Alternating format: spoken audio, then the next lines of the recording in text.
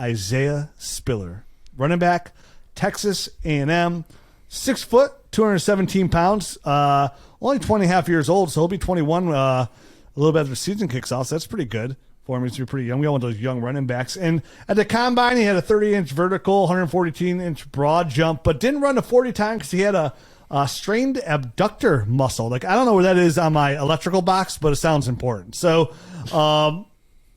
he did have a pro day, though, today. And the time came out from what I saw, a 4.63. And I know, Garrett, you said earlier, like, I don't know what his time was. Like, I saw a couple of different numbers. Like, you had him as like a 4 what? Yeah, I saw a 4.53. I saw a 4.56. Saw the 4.63, and I saw a 4.6 flat. And so I saw numbers all over the place. So, Jared, you were saying that was like the consensus that all the scouts came to, you guys? Yeah, I mean, I was on Twitter at the time, and that's what you'll get from these pro days because everyone's holding the stopwatch. And they all have different times. It's not laser time, but it seemed like the consensus. Yeah, exactly. It seems like the consensus came to like 4.63, which he is who we thought he was. It's fine. Yeah, not overly athletic. When you watch him, like, he doesn't seem like a big time athletic guy. He has really good size. Now, what's really confusing for me about Isaiah Spiller is some people have Isaiah Spiller as their running back 1. Now, to me, that is unbelievably confusing because, like, I don't know. Like, is this Helen Keller, like, putting that out there? Is it Ray Charles putting that out there? Is it Stevie Wonder? I mean, you're getting where I'm going with this because I have no idea how you can put Isaiah Spiller ahead of all Breece legends. Hall. Yeah. But I don't know what you're watching and what I'm watching because now, to be fair, I don't want to poo-poo on Isaiah Spiller, but I do have this for me as like 3 islands. It's Breece Hall on the biggest island. It's Kenneth Walker on another island, not as big, but still very nice. And there's Isaiah Spiller. Like, if you got stranded there, like, you're comfortable there, but like, you're looking at Breece Hall's island, and you're like, wow, look at all those mermaids and dragons and popcorn machines. You and love islands. Whoa. Yeah. Because I'm an island boy. And, to me, Isaiah Spiller is just somebody like, I don't know, like, so let's talk about the good about Isaiah Spiller. Let's start there. Pretty productive the last couple of years at Texas A&M, over 1,000 yards in both years. His offensive line with nothing to write home to your mama, but, okay, better in 2020 than 2021. His vision, solid. His feet, pretty good. He's got quick feet. His hips, really nice. He's got those really loose hips.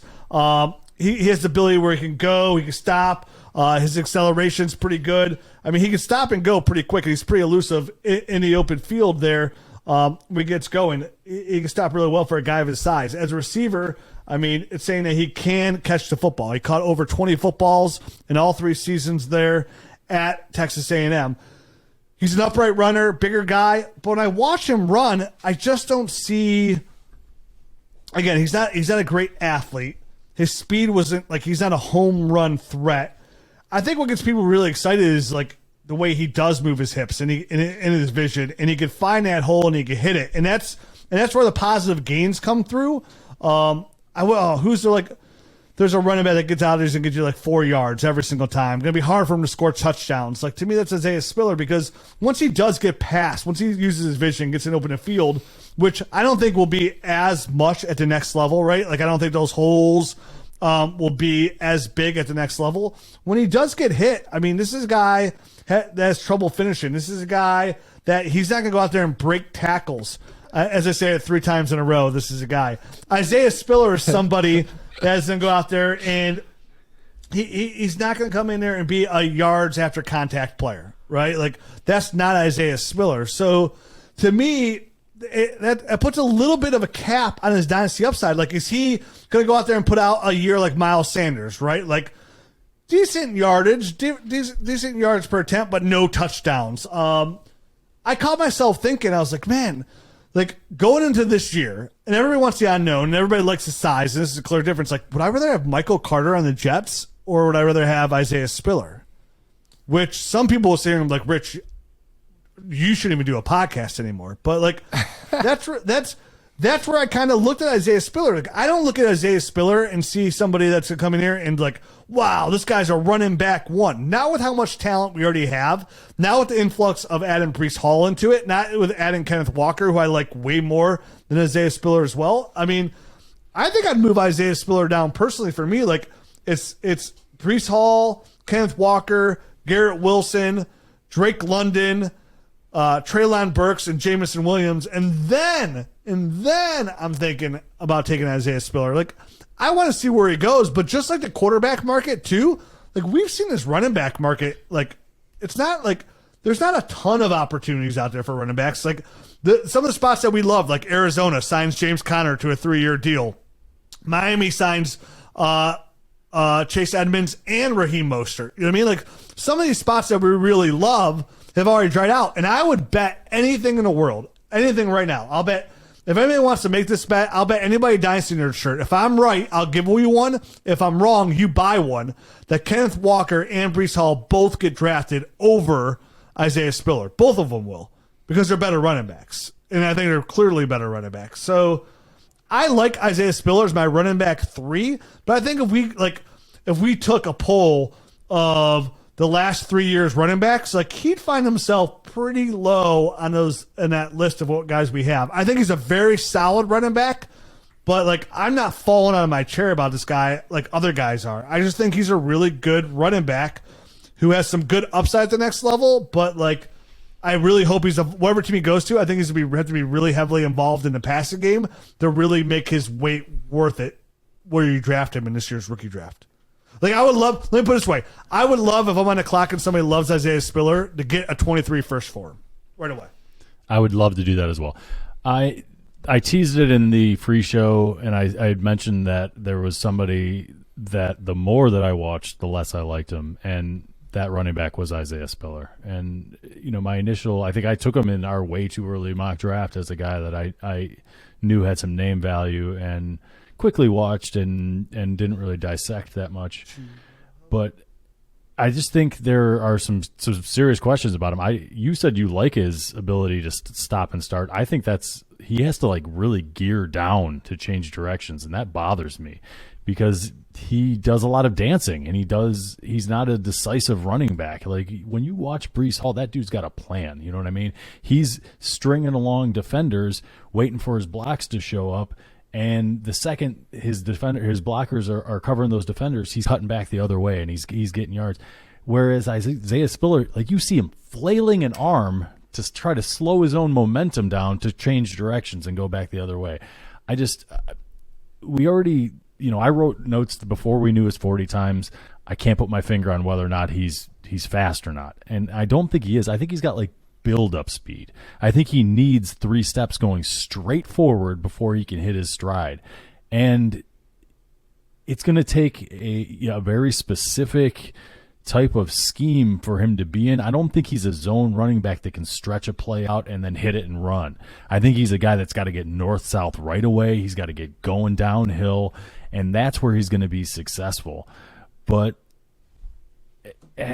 I don't know that he's ever going to get that opportunity because I don't think anyone's going to value him as somebody that they need to take high enough to make him their centerpiece of their offense to get him a bunch of carries to make him fantasy relevant. So Isaiah Spiller is a guy that in my eyes is dropping. He was probably my number 3 before the process, and there might be guys that jump above him to get to the number 3 spot. He might be finding himself in my 4 or 5 hole by the time the process is at running done. back, you're saying?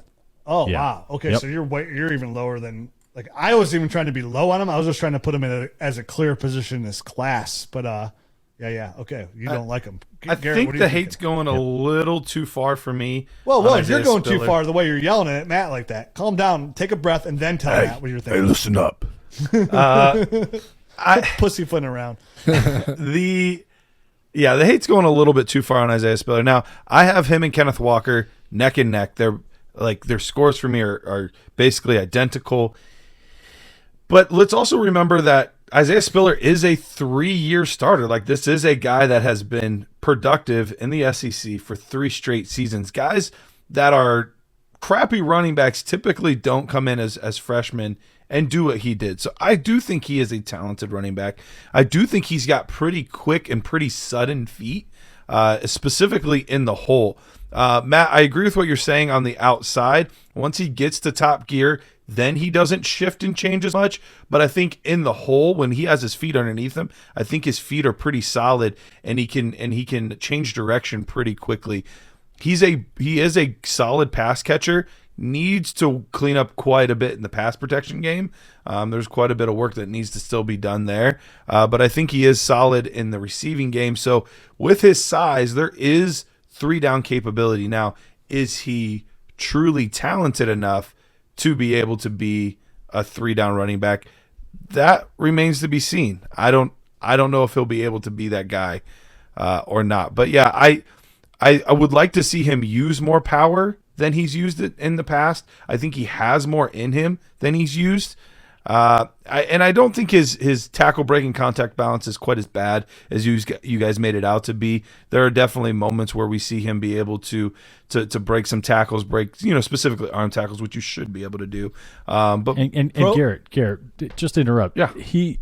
I wrote a very similar note on this guy. Like, he's a bit too upright, yes. And I think that's where he doesn't get the power. I literally wrote, I don't think he's weak. I just think he plays with bad leverage. I think you're absolutely right. That's a good way to articulate that. And that shows because Pro Football Focus has him ranked 36 in the nation in yards after contact per attempt, and he ranked 153rd in forced missed tackles per attempt.